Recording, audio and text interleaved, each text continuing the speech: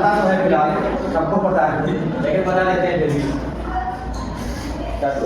माध्य किसे कहते हैं? माध्य कहते हैं मीन को। ठीक है, यहाँ से तुम्हारे पेपर में भी आते हैं 2-3 नंबर के सवाल, और हाई स्कूल में तो आते हैं 10 नंबर के अलावा। हाई स्कूल में पता है सिंपल वाले सवाल जो है हाई स्कूल में वहां से आ जाता है, और ये लॉन्ग वाला आता है, और 9th में भी यहाँ पे 2 से 3-4 नंबर का आ जाता है।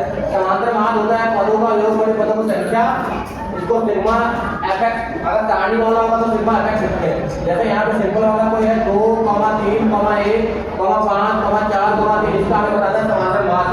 माध्य लिखा हुआ है समांतर माध्य, ठीक है, एक बात है, तो सबको जोड़ लेंगे, सबको जोड़ेंगे 2 + 3 + 1 + 5 + 4 + 3 कितना हुआ? 2, 3 2 5, 5 और 1 6, 6 5 11, 11 और 4 15, 15 और 3 कितना हो जाएगा? 18, 18 ऊपर आ जाएगा जोड़, तो 18 बटे संख्याएं कितनी है? देखो 1 2 3 4 5 6 संख्या है, तो 18 बटे में 6, इसको जोड़ लिया, 6 से भाग दो 18 को, कितना आया? 3 आंसर आ जाएगा। अगर इसी प्रकार से ज्यादा संख्याएं दी है तो सबको जोड़ और उसके नीचे उसकी संख्या है, बस ऐसे लगा देना। अगला है माध्यिका। माध्यिका को कहते हैं मीडियन। मीडियन है माध्यक किसको कहते हैं? इसमें 2 सूत्र होते हैं।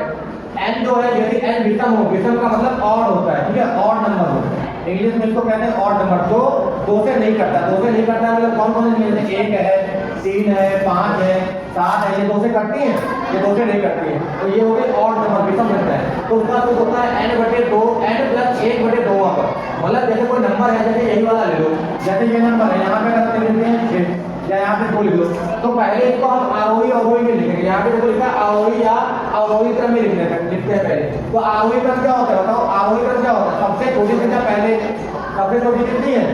1, फिर उससे बड़ी कितनी है? 2, फिर 3, फिर 5, फिर 7, ये हो जाएगा।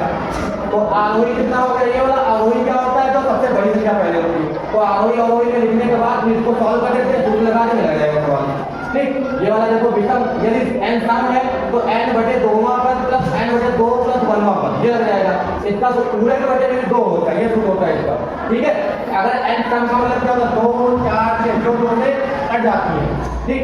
बहुलक में देखो, बहुलक क्या होता है? बहुलक में 2 संख्या ज्यादा बार आती है, जैसे इसमें 2 जो है 3 बार आया, 3 2 बार आया, तो ये इसका आंसर क्या हो जाएगा? 2। अगर ये दोनों बराबर आते तो 2 भी ले लेते हैं आंसर, इसका 3 भी ले लेते, ठीक। जो संख्या रिपीट होती ज्यादा बार, पर इसका क्या रैंक, इसका मतलब होता है सबसे बड़ी संख्या। इसमें सबसे बड़ी संख्या कितनी है? 61, सबसे छोटी कितनी है? 9, तो 61 से 9 घटाएंगे तो कितना आएगा? 52, तो ये इसका आंसर हो जाएगा 61 - 9 = 52, ये आंसर हो जाएगा। माध्यिका, बहुलक और रैंक, रैंक मतलब परिषद, ये चारों तुम्हें तैयार करेंगे।